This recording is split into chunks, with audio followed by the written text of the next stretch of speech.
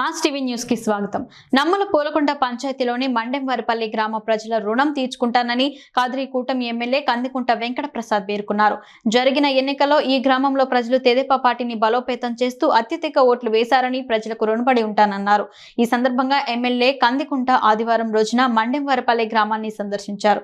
ఆయన రాకతో గ్రామంలో సందడి నెలకొంది. గ్రామస్తులు ఎమ్మెల్యే రాకతో ఆనందం వ్యక్తం చేశారు. అనంతరం ఎమ్మెల్యే రామాలయంలో పూజలు చేసి కొబ్బరికాయలు కొట్టి రాములవారి ఆశీస్సులు తీసుకున్నారు. ప్రాథమికోన్నత పాఠశాలలో గ్రామస్తులతో సమస్యలపై ఆరా తీశారు. ప్రజలందరూ కలిసి గ్రామానికి శుద్ధ జలం ఓవర్ హెడ్ ట్యాంక్ ఏర్పాటుతో పాటు తాతల కాలం నుంచి సాగు చేసుకుంటున్న 365 ఎకరాలకు డి పట్టాలు మంజూరు చేయాలని ఎమ్మెల్యే కందికుంటకు విన్నవించారు.